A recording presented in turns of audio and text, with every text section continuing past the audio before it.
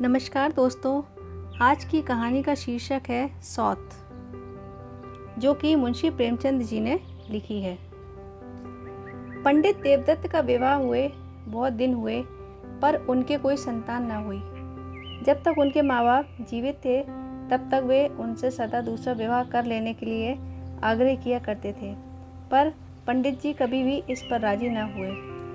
उन्हें अपनी पत्नी गोदावरी से अटल प्रेम था। संतान से होने वाले सुख के निमित्त वे अपना वर्तमान पारिवारिक सुख नष्ट न करना चाहते थे। इसके अतिरिक्त वे कुछ नए विचार के मनुष्य थे। वे कहा करते थे कि संतान होने से माँ बाप की जिम्मेदारियाँ बढ़ जाती हैं। जब तक मनुष्य में यह सामर्थ्य न हो कि वह उसका भले प्रकार पालन पोषण और शिक्षण आदि कर सके, तब तक उसकी संतान से देश जाति और निज का कुछ भी कल्याण नहीं हो सकता। पहले तो कभी कभी बालकों को हंसते खेलते देखकर उनके हृदय पर चोट भी लगती थी, परंतु अब अपने अनेक देश भाइयों की तरह के भी शारीरिक व्याधियों से ग्रस्त रहने लगे। अब किस्से कहानियों के बदले धार्मिक ग्रंथों से उनका अधिक मनोरंजन होता था। अब संतान का ख्याल करते ही उन्हें भय सा लगने लगता था। पर गोदावरी इतना जल्द निराश होने वाली न थी। पहले तो वह देवी देवता, गंडे, ताबीज और यंत्र मंत्र आदि की शरण लेती रही, परंतु जब उसने देखा कि ये औषधियाँ कुछ काम नहीं करती, तब वह एक महौषधि की चिंता में लगी। यह महौषधि कायाकल्प से कम न थी। उसने महीनों वर्षों इसी चिंता सागर में गोते लगाते काटे। उसने दिल को बहुत समझाया, परंतु मन में जो बात समा गई थी वह किसी तरह न निकली। उसे बड़ा भारी आत्मत्याग करना पड़ा।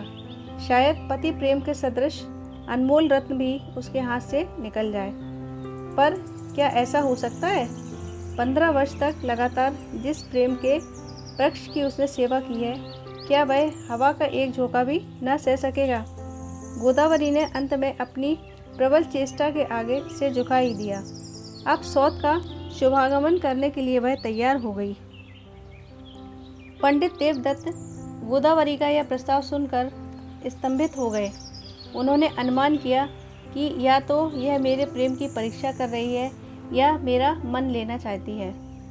उन्होंने उसकी बात हंसकर टाल दी, पर जब गोदावरी ने गंभीर भाव से कहा, तुम इसे हंसी मत समझो, मैं अपने हृदय से कहती हूँ कि संतान का मुँह देखने के लिए मैं सौत से छाती पर मूंग दलवाने के लिए भी तैयार हूँ।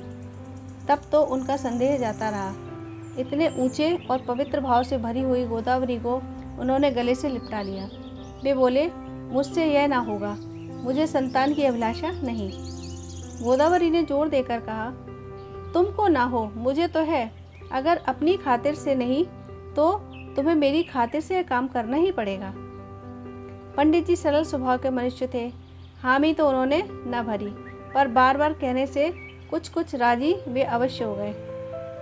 उस तरफ से इसी की देर थी। पंडित जी को कुछ भी परिश्रम न करना पड़ा। गोदावरी की कार्यकुशलता ने सब काम उनके लिए सुलभ कर दिया। उसने इस काम के लिए अपने पास से केवल रुपए ही नहीं निकाले, किंतु अपने गहने और कपड़े भी अर्पण कर दिए। लोक निंदा का भय इस मार्ग में सबसे बड़ा कांटा था। देवदत्त तो मन में विचार करने लगे कि जब मैं मोर सजाकर चलूँगा तब लोग मुझे क्या कहेंगे। मेरे दफ्तर के मित्र और मेरी हंसी उड़ाएंगे और मुस्कुराते हुए कटाक्षों से मेरी ओर देखेंगे। उनके ये कटाक्ष छुरी से भी ज़्यादा तेज होंगे। उस समय मैं क्या करूँगा? पर गोदावरी ने अपने गांव में जाकर इस कार्य का आरंभ कर दिया और इसे निर्विघ्न समाप्त भी कर डाला। नई बहू घर में आ गई। उस समय गोदावरी ऐसी प्रसन्न मालूम हुई मानो वह बेटे का ब्याह कर लाई हो। वह खूब गाती बजाती रही। उसे क्या मालूम था कि शीघ्र ही उसे इस गाने के बदले रोना पड़ेगा। कई माह बीत गए। गोदावरी अपनी सौत पर उसी तरह शासन करती थी मानो वह उसकी सास है। तथापि वह यह बात कभी न भूलती थी कि मैं वास्तव में उसकी सास नहीं। उधर गोमती को भी अपनी स्थिति का पूरा ख्याल रहता था। इसी कारण सास के शासन की तरह कठोर न रहने पर भी गोदावरी का शासन उसे अप्रिय प्रतीत होता था। उसे अपनी छोटी मोटी ज़रूरतों के लिए गोदावरी से कहने में संकोच होता था। कुछ दिन बाद गोदावरी के स्वभाव में एक विशेष परिवर्तन दिखाई देने लगा। वह पंडित जी को घर में आते जाते बड़ी तीव्र दृष्टि से देखने लगी। उसकी स्वाभाविक गंभीरता अब मानो लोप सी हो गई। जरा सी बात भी उसके पेट में नहीं पचती। जब पंडित जी दफ्तर से आते हैं तब गोदावरी उनके पास घंटों बैठती, गोमती का वृत्तांत सुनाया करती। इस वृत्तांत कथन में बहुधा ऐसी छोटी छोटी बातें भी होती थी। जब कथा समाप्त होती तब पंडित जी के हृदय से बोझ सा उतर जाता। गोदावरी क्यों इतनी मृदुभाषिणी हो गई थी, इसका कारण समझना मुश्किल है। शायद अब वह गोमती से डरती थी। उसके सौंदर्य से, उसके यौवन से, उसके लज्जायुक्त नेत्रों से शायद वह अपने को पराभूत समझती है। बांध को तोड़कर अब वह पानी की धारा को मिट्टी के ढेलों से रोकना चाहती है। एक दिन गोदावरी ने गोमती से मीठे चावल पकाने को कहा। शायद वह रक्षाबंधन का दिन था। गोमती ने कहा, शक्कर नहीं है। गोदावरी यह सुनते ही विस्मित हो उठी। इतनी शक्कर इतनी जल्दी कैसे उठ गई? जिसे छाती फाड़कर कमाना पड़ता है उसे अखरता है, खाने वाले क्या जाने। जब पंडित जी दफ्तर से आए तब यह जरा सी बात बड़ा विस्तृत रूप धारण करके उनके कानों में पहुंची। थोड़ी देर के लिए पंडित जी के दिल में भी यह शंका हुई कि गोमती को शायद भस्मक रोग तो नहीं हो गया। ऐसी घटना एक बार फिर हुई। पंडित जी को बवासीर की शिकायत थी। लाल मिर्च वे बिल्कुल न खाते थे। गोदावरी जब रसोई बनाती थी तब वह लाल मिर्च रसोई में लाती ही न थी। गोमती ने एक दिन दाल में मसाले के साथ लाल मिर्च भी थोड़ी सी डाल दी। पंडित जी ने दाल कम खाई, पर गोदावरी गोमती के पीछे पड़ गई। ऐंठ कर वह उससे बोली, ऐसी जीभ जल क्यों नहीं जाती? पंडित जी बड़े सीधे साधे आदमी थे। दफ्तर गए, खाया, पढ़कर सो रहे। वे एक साप्ताहिक पत्र मंगाते थे। उसे कभी कभी महीनों खोलने की नौबत ना आती थी। जिस काम में जरा भी कष्ट या परिश्रम होता उससे वे कोसों दूर भागते थे। कभी कभी उनके दफ्तर में थिएटर के पास मुफ्त मिला करते थे, पर पंडित जी उनसे कभी काम ना लेते और ही लोग उन्हें मांग ले जाया करते। रामलीला या कोई और मेला हो तो उन्होंने शायद नौकरी के बाद फिर कभी देखा ही नहीं। गोदावरी उनकी प्रकृति का परिचय अच्छी तरह पा चुकी थी। पंडित जी भी प्रत्येक विषय में गोदावरी के ही मतानुसार चलने में अपने कुशल समझते थे, पर रुई सी मुलायम वस्तु भी दबकर कठोर हो जाती है। पंडित जी को यह आठों पहर की चहचह असह्य प्रतीत होती। कभी कभी वे मन में झुंझलाने भी लगते। इच्छा शक्ति जो इतने दिनों तक बेकार पड़े रहने से निर्बल सी हो गई थी, अब कुछ सजीव सी होने लगी थी। पंडित जी ये मानते थे कि गोदावरी ने सौत को घर लाने में बड़ा भारी त्याग किया है। उसका यह त्याग अलौकिक कहा जा सकता है, परंतु उसके त्याग का भार जो कुछ है मुझ पर है। गोमती पर उसका क्या एहसान? मेरे कारण उस पर क्यों ऐसी क्रूरताएं की जाती हैं? यहाँ उसे ऐसा कौन सा सुख है जिसके लिए वह फटकार पर फटकार सहे?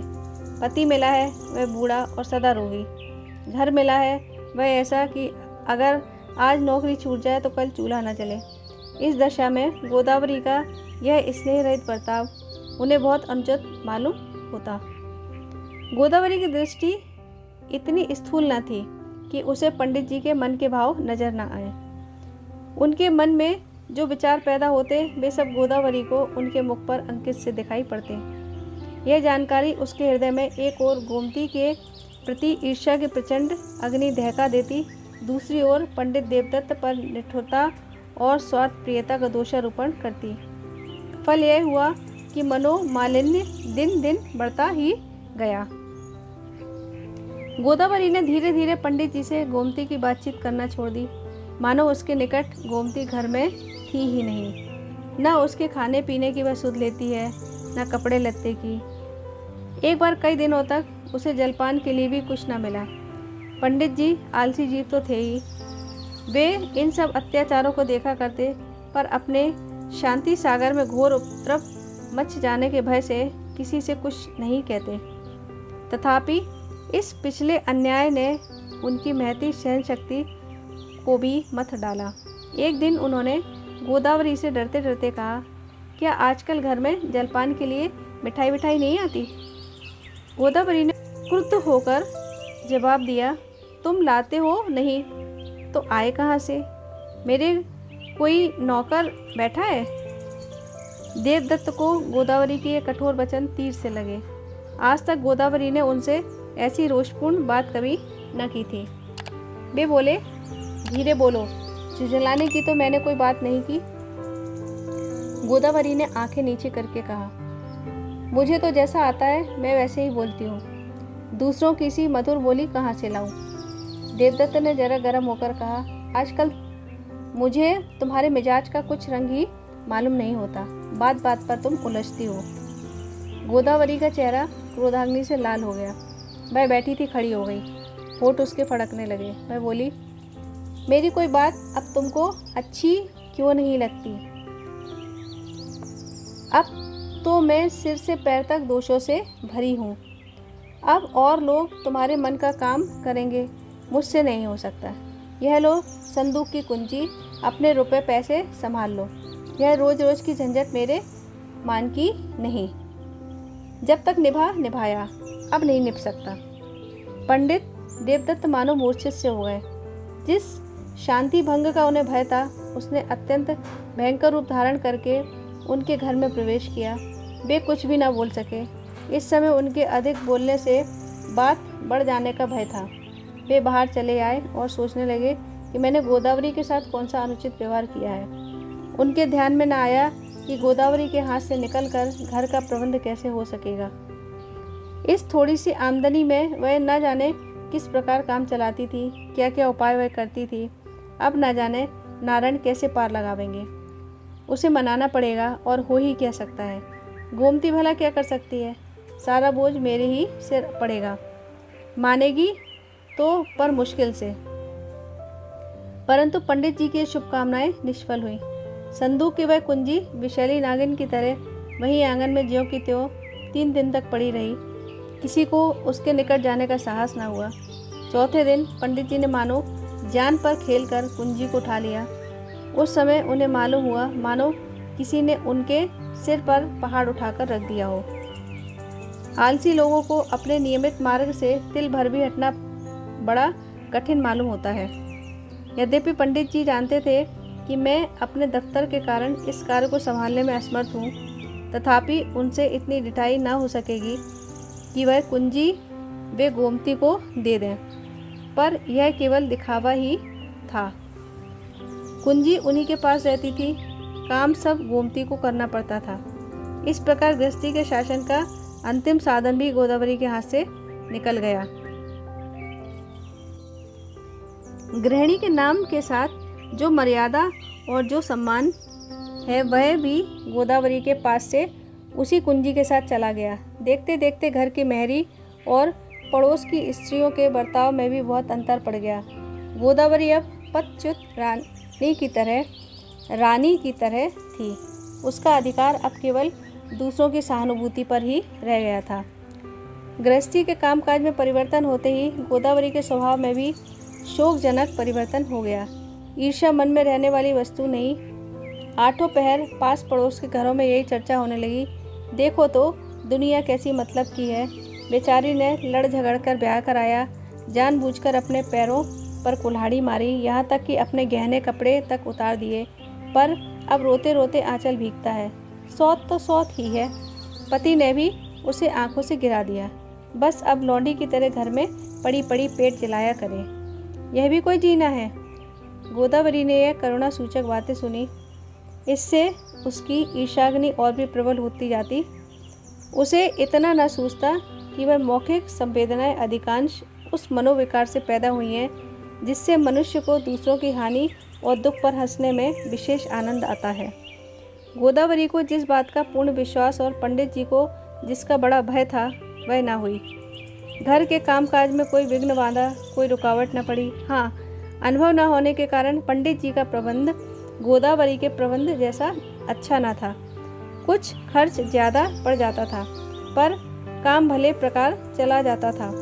हाँ, गोदावरी को गोमती के सभी काम दोषपूर्ण दिखाई देते थे। ईर्ष्या में अग्नि है, परंतु अग्नि का गुण उसमें नहीं। वह हृदय को फैलाने के बदले उसे और भी संकीर्ण कर देती है।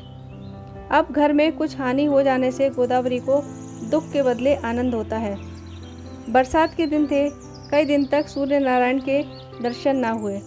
संदूक में रखे हुए कपड़ों में फफूंदी लग गई, तेल के अचार बिगड़ गए। गोमती को उन्हें धूप में रखने की सुधि ना रही। गोदावरी को यह सब देखकर रत्ती भर भी दुख न हुआ। हाँ, 2-4 जली कटी सुनाने का अवसर उसे अवश्य मिल गया। मालकिन बनना ही आता है कि मालकिन का काम करना भी। पंडित देवदत्त की प्रकृति में अब एक नया रंग नजर आने लगा।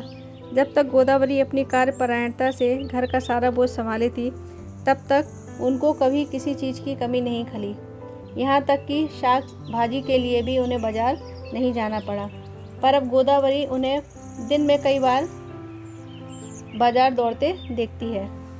गृहस्थी का प्रबंध ठीक न रहने से बहुधा जरूरी चीज़ों के लिए उन्हें बाजार ऐन वक्त पर जाना पड़ता है। गोदावरी यह कौतुक देखती और सुना सुना कर कहती, यही महाराज हैं, एक तिनका उठाने के लिए भी न उठते थे। अब देखती हूँ दिन में 10 दफ़े बाजार में खड़े रहते हैं। कभी ये कहते, अब मैं इन्हें नहीं सुनती कि मेरे लिखने पढ़ने में हर्ज होगा। गोदावरी को इस बात का एक बार परिचय मिल चुका था कि पंडित जी बाजार हाट में कुशल नहीं है, इसलिए जब उसे कपड़ों की ज़रूरत होती तब वह अपने पड़ोस के एक बूढ़े लाला साहब से मंगवाया करती थी। पंडित जी को यह बात भूल से गई थी कि गोदावरी को साड़ियों की भी ज़रूरत पड़ती है। उनके सिर से तो जितना बोझ कोई हटा दे उतना ही अच्छा था। खुद भी वे वही कपड़े पहनते थे जो गोदावरी मंगाकर उन्हें दे देती थी। पंडित जी को नए फैशन और नए नमूनों से कोई प्रयोजन न था, पर अब कपड़ों के लिए भी उन्हीं को बाजार जाना पड़ता है। एक बार गोमती के पास साड़ियाँ न थीं। पंडित जी बाजार गए तो एक बहुत अच्छा सा जोड़ा उसके लिए ले आए। बजाज ने मनमाने दाम लिए। उधार सौदा देने में पंडित जी जरा भी आगा पीछा न करते थे। गोमती ने वह जोड़ा गोदावरी को दिखाया। गोदावरी ने देखा और मुंह फेरकर रुखाई से बोली, भला तुमने उन्हें कपड़े लाना तो सिखा दिया, मुझे तो 16 वर्ष बीत गए। उनके हाथ का लाया हुआ कपड़ा मुझे स्वप्न में भी पहनना नसीब न हुआ। ऐसी घटनाएं गोदावरी की ईर्ष्याग्नि को और भी प्रज्वलित कर देती थी। जब तक उसे यह विश्वास था कि पंडित जी स्वभाव से ही रूखे हैं, तब तक उसे संतोष था, परंतु अब उनकी ये नई नई तरंगें देखकर उसे मालूम हुआ कि जिस प्रीति को मैं सैकड़ों यत्न करके भी न पा सकी, उसे इस रमणी ने केवल अपने यौवन से जीत लिया।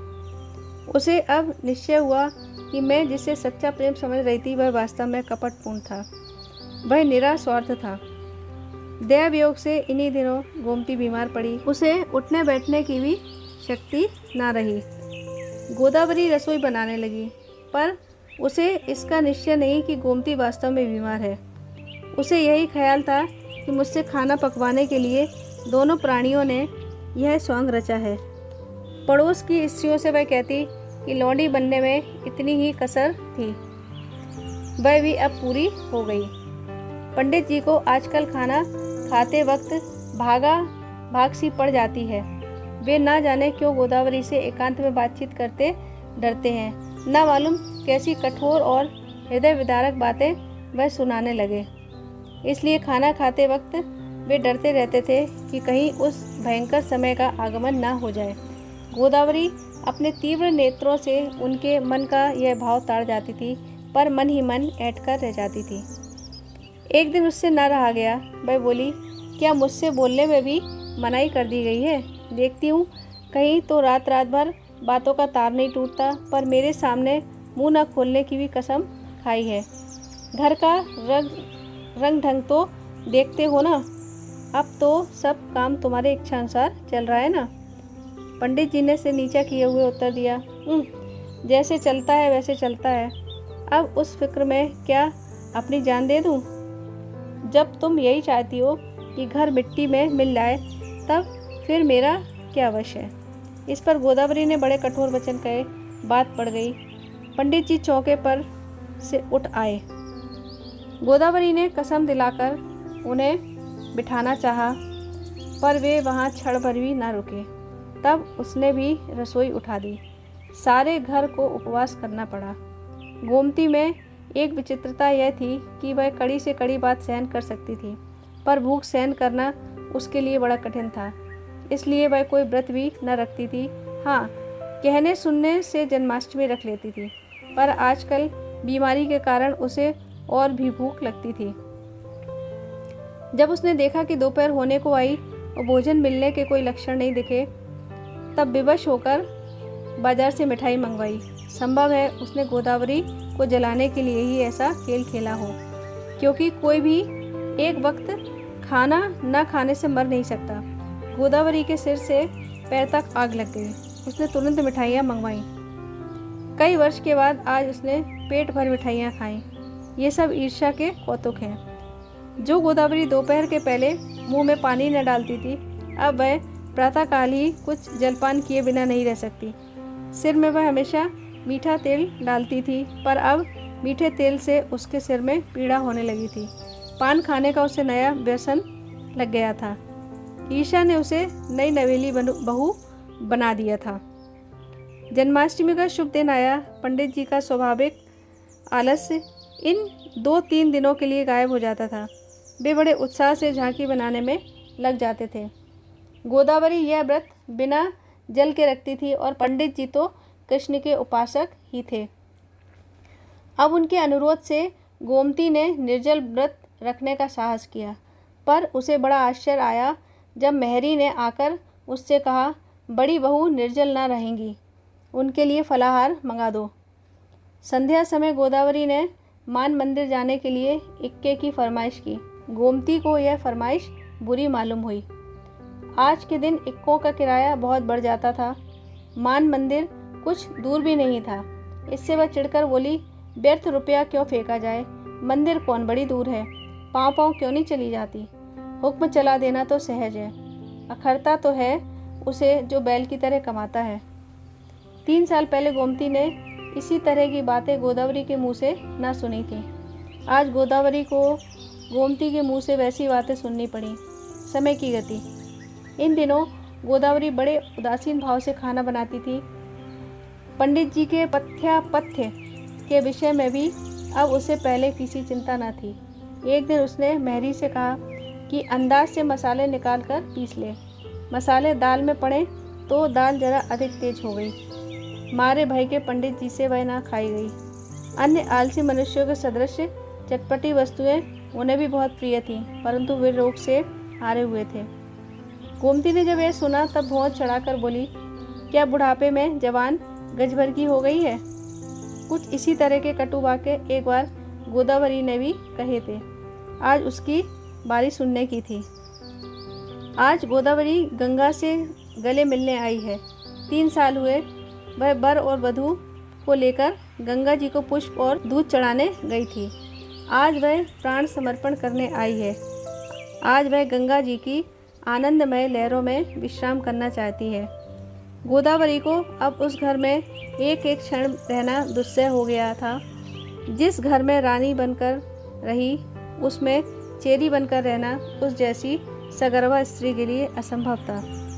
अब इस घर से गोदावरी का स्नेह उस पुरानी रस्सी की तरह था जो बार बार गांठें देने पर भी कहीं न कहीं से टूट ही जाती है। उसे गंगा जी की शरण लेने के सिवा और कोई उपाय न सूझता था। कई दिन हुए उसके मुंह से बार बार जान दे देने की धमकी सुन पंडित जी खिचला कर बोल उठे थे, तुम किसी तरह मर भी तो जाती। गोदावरी उन विष भरे शब्दों को अब तक न भूली थी। चुभने वाली बातें उसको कभी न भूलती थी। आज गोमती ने भी वही बातें की। यद्यपि उसने बहुत कुछ सहन करने के पीछे ये कठोर बातें कही थी, तथापि गोदावरी को अपनी बातें तो भूल सी गई थी। केवल गोमती और पंडित जी के वाक्य ही नहीं उसके कानों में गूंज रहे थे। पंडित जी ने उसे डांटा तक नहीं। मुझ पर ऐसा घोर अन्याय और वे मुंह तक न खोले। आज सब लोगों के सो जाने पर गोदावरी घर से बाहर निकली। आकाश में काली घटाएं छाई हुई थी, वर्षा की झड़ी लग रही थी। उसके नेत्रों से भी आंसू की धारा बह रही थी। प्रेम का बंधन कितना कोमल होता है और कितना दृढ़ भी होता है। कोमल है अपमान के सामने, दृढ़ है वियोग के सामने। गोदावरी चौखट पर खड़ी खड़ी घंटों रोती रही। कितनी ही पिछली बातें उसे याद आती थी। हाँ, कभी यहाँ उसके लिए प्रेम भी था, मान भी था, जीवन का सुख भी था। शीघ्र ही पंडित जी के वे कठोर शब्द भी उसे याद आ गए। आंखों से फिर पानी की धारा बहने लगी। गोदावरी घर से चल खड़ी हुई। इस समय यदि पंडित देवदत्त नंगे सिर नंगे पांव पानी में भीगते दौड़ते आते और गोदावरी के कंपित हाथों को पकड़कर अपने धड़कते हुए हृदय से उसे लगाकर कहते, प्रिय, इससे अधिक और उनके मुंह से कुछ भी ना निकलता, तो भी क्या गोदावरी अपने विचारों पर स्थिर रह सकती? कुंवर का महीना था। रात को गंगा की लहरों की गरज बड़ी भयानक मालूम होती थी। साथ ही जब बिजली तड़प जाती तब उसकी उछलती हुई लहरें प्रकाश से उज्जवल हो जाती थीं। मानो प्रकाश उन्मत्त हाथी का रूप धारण करके टिकोले कर रहा था। जीवन संग्राम का एक विशाल दृश्य आंखों के सामने आ रहा था। गोदावरी के हृदय में इस समय विचार की अनेक लहरें बड़े वेग से उठती और आपस में टकराती, ऐंठती हुई लोप हो जाती थी। कहाँ? अंधकार में? क्या यह गरजने उमड़ने वाली गंगा गोदावरी को शांति प्रदान कर सकती है? उसकी लहरों में सुधासम मधुर ध्वनि नहीं है और न उनमें करुणा का विकास ही है। वह इस समय उद्दंडता और निर्दयता की भीषण मूर्ति धारण किए हुए है। गोदावरी किनारे बैठी क्या सोच रही थी, कौन कह सकता है? क्या अब भी उसे यह खटका नहीं लगा था कि पंडित देवदत्त आते न हो, प्रेम का बंधन कितना मजबूत होता है? उसी अंधकार में ईर्ष्या, निष्ठुरता और नैराश्य की सताई हुई अब वह अबला गंगा की गोद में गिर पड़ी। लहरें झपटी और उसे निकल गई। सवेरा हुआ। गोदावरी घर पर नहीं थी। उसकी चारपाई पर यह पत्र पड़ा हुआ था। स्वामी जी, संसार में सिवा आपके मेरा और कौन स्नेही था। मैंने अपना सर्वस्व आपके सुख के भेंट कर दिया। अब आपका सुख इसी में है कि मैं इस संसार से लोप हो जाऊं।